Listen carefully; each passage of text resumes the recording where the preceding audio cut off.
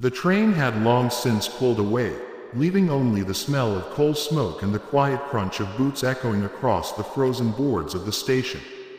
The woman sat hunched on the bench, clutching a carpetbag that held little more than threadbare dresses and a worn Bible. Her lips were cracked from thirst, her stomach tight from hunger. She had come as a mail-order bride, but the man who was meant to claim her never arrived. Each passing hour felt heavier than the one before, and with each nightfall the cold dug deeper into her bones. She kept her eyes lowered, too ashamed to meet the curious stares of those who passed through. Once or twice, a kind stranger left her a crust of bread or a cup of coffee, but mostly she was ignored, as though her presence were too sorrowful for anyone to bear. She whispered prayers, clutching the book to her chest, hoping for deliverance. She had given up her past for a promise, and now that promise had abandoned her. On the third day, when the snow fell soft and unrelenting, a small voice broke through her despair. "Can you read me a story?" The woman lifted her head, startled. Standing before her was a little girl no older than 6, wrapped in a patched coat and boots too big for her feet. Her cheeks were red from the cold, but her eyes held a light that the woman had not seen in a long time. The girl's mitten tugged at the edge of her skirt, her breath puffing in white clouds as she waited for an answer. The woman's throat tightened. "A story," she whispered, her voice hoarse from disuse. The girl nodded eagerly, holding up a ragged doll missing one button eye. "Mama used to read to me," she said softly, "but Mama's gone now. Nobody reads anymore." Her voice broke just slightly, and she quickly hugged the doll close, as if to hide her pain. Something in the woman's chest cracked open, a place that had been locked against hurt. Slowly, she opened her bag and pulled out the Bible. She brushed her trembling fingers over its faded cover. "I don't have fairy tales," she said gently, "but I have stories that last forever." The child climbed onto the bench beside her, pressing close without hesitation. The woman began to read, her voice uneven at first, then stronger as the words filled the empty station. She told of courage and hope, of promises that held through storms. The girl listened with wide eyes, her small hand finding the woman's and curling around it as though they had always belonged together. When the reading ended, the girl leaned her head against her arm. "You sound like Mama," she whispered. "You don't look like her, but you sound like her." The woman blinked hard against tears she hadn't allowed herself to shed. She had come seeking a husband, yet in that moment she felt she had been sent for something greater. Soon heavy footsteps approached, and the girl's eyes brightened. A tall man in a weather-stained coat and broad hat came striding through the snow, his shoulders stooped with weariness. His gaze fell upon the child first, softening, then shifted to the stranger on the bench. "Clara," he said to the girl, "I told you not to wander off." His voice carried both sternness and relief. "But Papa," the child protested, clutching the woman's hand tighter, "she was all alone. And she read me a story. A real one." Her little face lifted in pleading. "Can we take her home? Please?" The man's eyes met the woman's, and for a long moment neither spoke. She saw in him the same loneliness she carried, the same hollowness left by broken promises. Snow swirled between them, but something steadier held fast in that silence. She swallowed hard, unsure of what words to offer, but the child's hand pressed hers as though she had already been chosen. For the first time in days, warmth spread through her chest, not from food or fire, but from a hope that perhaps she had not been abandoned after all. The man extended his hand, rough and calloused, as if weighing a decision that could not be undone. "Come with us," he said finally, his voice low but certain. "You shouldn't be left here another night." And as the woman rose from the bench, her bag light in her hand but her heart heavy with something new, she realized that the story she had been asked to read was not for the child alone. It was for herself as well, an unwritten chapter beginning in the snow-covered silence of that forgotten station. The station was nearly empty now, the steam of the departing train long since dissolved into the gray sky. The woman sat on a splintered bench, her gloved hands clutched tightly around the handle of her worn carpetbag. It was all she had carried across the miles: a few threadbare dresses, a Bible that had belonged to her mother, and a single photograph of the man who was supposed to meet her there. His letters had been steady, his words kind, his promises sweet. He had written of wide fields, cattle grazing under the golden sun, and a house that needed only a woman's touch to make it a home. He had told her she would not want for anything, that she would be cherished, needed. But he was not here. He had not come with the train, nor with the next one. 3 days had passed, and each day she told herself he might appear, delayed by some accident, perhaps, or too far from town to have made it in time. But the hours stretched into the night, and the night into another day, and still no man stepped forward to call her name. The station master had looked at her with a kind of pity the first evening. "You ought to find a boarding house, miss," he had said. "No good waiting here in the cold." She had nodded, though she had no money left, having spent it all on the ticket that was supposed to carry her to a new life. She remained on the bench, as though by staying still she could keep hope from slipping away entirely. A few travelers had offered her scraps of food, a heel of bread, a cup of weak coffee poured from a tin pot, but hunger had begun to gnaw at her, fierce and unrelenting. Her lips were cracked, her cheeks hollowing. Shame pressed down heavier than the cold, for she was a woman unwanted, abandoned before she could even arrive. She pressed the Bible to her chest and whispered prayers that felt thin against the wide silence. By the third morning, when snow came drifting down in soft sheets, her spirit wavered dangerously. She drew her shawl tighter around her shoulders, the threads unraveling in places. She closed her eyes and tried not to think of the life she had left behind, or of the way the letter writer's words had seemed so alive, so certain.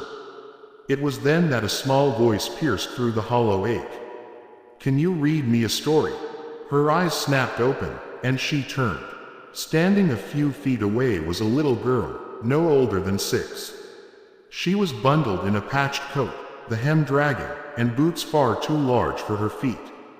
Her cheeks glowed red from the cold, her hair escaping from a ragged braid, but her eyes, wide and unflinching, seemed to glow with something untamed, something bright. The woman blinked, sure she had imagined it. A story?" she asked, her voice rough from disuse. The girl nodded earnestly, stepping closer. She clutched a cloth doll in her arms, one of its button eyes missing. "Mama used to read to me. But Mama's gone now." Her voice wavered, but she straightened her shoulders with the kind of courage only children can summon. "Nobody reads anymore." The woman's heart clenched as though pierced by a sudden blade. For a moment she could not breathe. She looked down at her bag, her fingers trembling. Slowly, she reached inside and pulled out the only book she owned. The leather cover was cracked, the gilt on the edges long faded, but it was sturdy still. "I don't have fairy tales," she said softly. "Only this. But the stories inside are true, and they last forever." The girl's eyes widened with interest. Without hesitation, she climbed onto the bench beside her, small and fearless. The woman's breath caught as the child pressed against her side, warm and real. She opened the Bible and began to read. At first her voice faltered, hoarse from hunger and silence, but soon it steadied. Words spilled out, carrying with them courage, hope, promise. She read of trials endured, of people wandering yet not abandoned, of light in the darkest nights. The girl listened with rapt attention, clutching her doll as though it, too, were listening. Her small hand slipped into the woman's, fingers curling trustingly. It had been so long since anyone had touched her with such simple faith that tears threatened to fall. She swallowed them back and kept reading, her voice filling the empty corners of the station until it felt less like a place of waiting and more like a place of beginning. When she finally closed the book, the girl let out a soft sigh and leaned her head against her arm. "You sound like Mama," she murmured, eyes fluttering shut for a moment. "You don't look like her, but you sound like her." The woman could not answer. She stared down at the child, her chest aching with a mix of grief and wonder. She had crossed miles seeking a husband, and yet in this forsaken place it was a motherless child who had reached for her. Snow swirled outside the wide station windows, and the world felt suspended in that silence until footsteps broke it apart. Heavy, deliberate, echoing across the boards. The girl stirred, sitting upright, her face lighting with relief. "Papa," she cried, jumping to her feet. The woman lifted her gaze. A man was striding through the falling snow toward them, his coat worn and weather-stained, his hat pulled low. His frame was broad, his stride heavy, his presence filling the space like something immovable. When his eyes fell on the girl, they softened with unmistakable tenderness. But when they shifted to the woman, they hardened, sharp with suspicion. "Clara," he said, his voice deep, carrying both sternness and exhaustion. "Didn't I tell you not to wander?" The girl bit her lip but held her ground. "Papa," she was all alone. "And she read me a story. A real one." She glanced back at the woman, her face earnest. "Can we take her home? Please." The man's jaw tightened. His gaze swept over the woman's threadbare shawl, her hollow cheeks, the carpetbag at her feet. He studied her the way a man studies a stranger on his land, measuring, weighing, searching for threat. For a moment, silence pressed between them heavier than the snow outside. The woman lowered her eyes, ashamed of how pitiful she must look. "I'm sorry," she whispered, her voice breaking. "I didn't mean to trouble her." But the girl reached for her hand again, gripping it firmly, as though declaring that this woman belonged to her now. The man saw it. His gaze lingered on their joined hands, and something flickered across his expression. Not trust, not yet, but something softer than refusal. He took a step closer. "You shouldn't be left here another night," he said at last, his tone quieter, though still guarded. He extended his hand, rough and calloused. "Come with us, at least until you've found your footing." The woman stared at his hand, her breath caught in her chest. For days she had been abandoned, forsaken. And now here was an offer. Not a promise, not yet, but a hand reaching through the cold. She rose slowly, clutching her bag. The girl beamed, tugging her toward her father, and though fear still pressed at her ribs, a fragile warmth sparked within her. It was not the husband she had come for, nor the life she had expected. But perhaps, just perhaps, it was the beginning of a story she had not yet known she was meant to live. The snow fell harder as they stepped out of the station, the little girl's mitten tugging the woman forward, as if afraid she might change her mind and stay behind. The man walked ahead, his broad shoulders stooped under the weight of the storm and something heavier that seemed to follow him. She clutched her carpetbag tighter, her legs weak from hunger, but the child's small grip steadied her. A wagon waited just beyond the depot, its wooden wheels half buried in snow. The man lifted his daughter into the seat with practiced strength, then turned to her. "You'll ride here," he said, helping her up. His hand was rough, steadying, though she sensed he offered more necessity than kindness. He climbed in beside them, gathering the reins.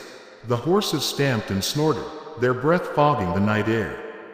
The journey was long, the road nearly invisible under the weight of snow, but she stayed silent, watching the child curl against her side, already trusting her presence. Every now and then, the man's eyes flicked toward her, sharp, as though weighing whether he'd made a mistake bringing her along.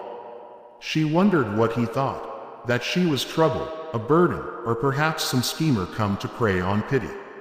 She wanted to tell him the truth, that she had been abandoned, that the man who promised her a new life had simply never come. But the words lodged in her throat. By the time the wagon turned into a lane lined with bare cottonwoods, darkness had settled. A house came into view, its roof heavy with snow, its windows glowing faintly from a lantern inside. It was not grand. It sagged a little at the eaves, and the barn beyond leaned under the wind, but it stood steady against the storm.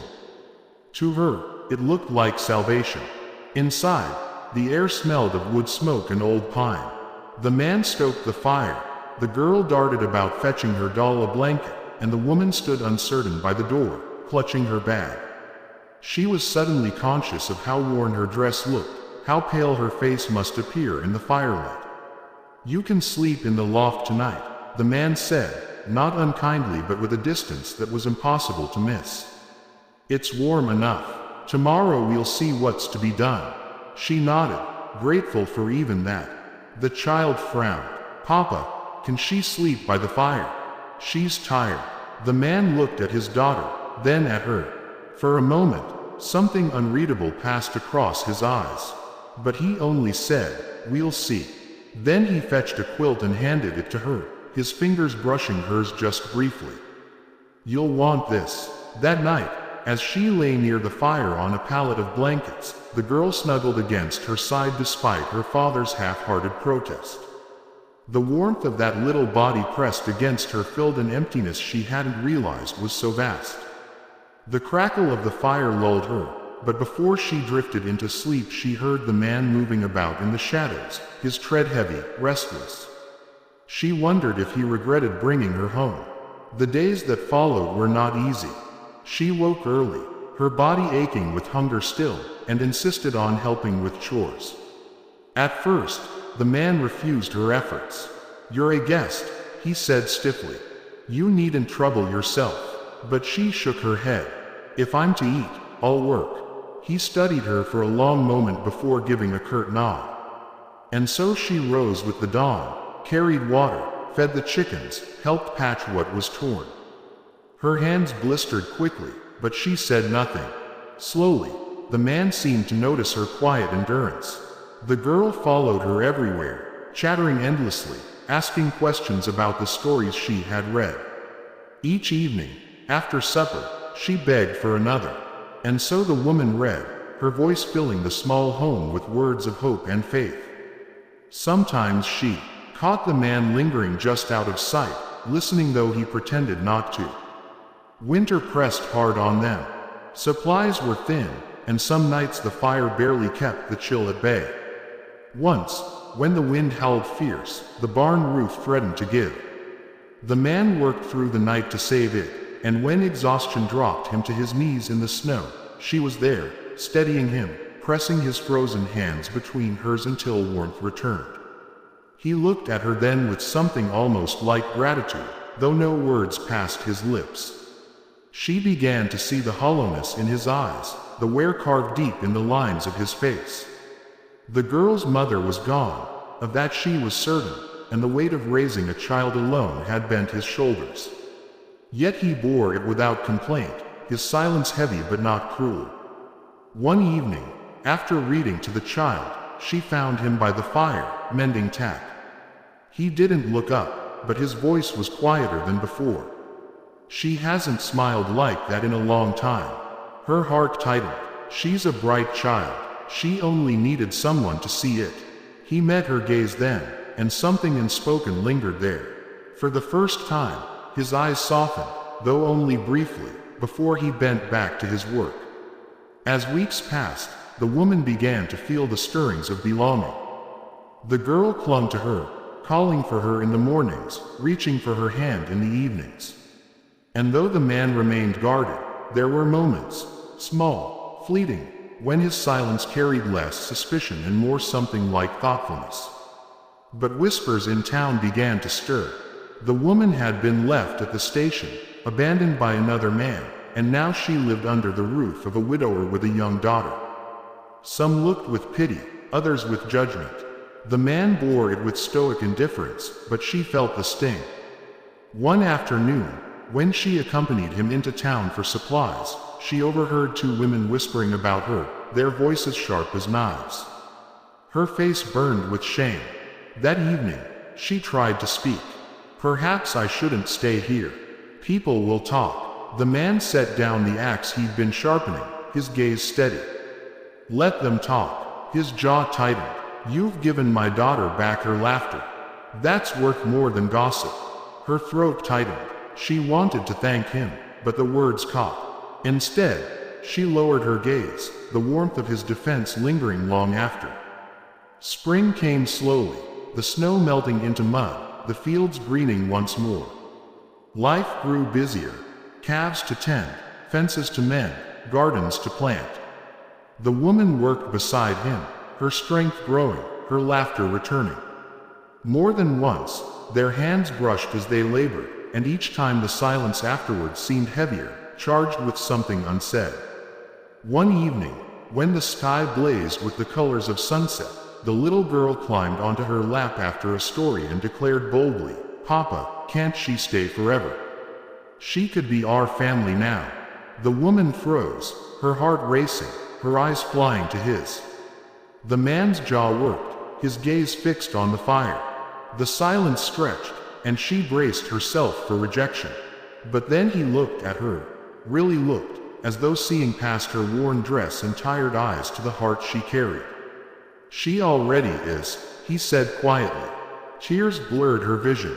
She reached for the child, holding her close, but her gaze lingered on the man, who at last let his guard fall. It had begun with a child's simple plea for a story, spoken to a stranger starving on a station bench. But it became more, so much more. A story of 3 lives bound by loss, now stitched together by faith, courage, and the quiet miracle of finding home where it was least expected. And as the woman looked at them both, the girl curled in her lap, the man sitting steady at her side, she realized the story was no longer about being abandoned. It was about being chosen, not by chance, but by grace.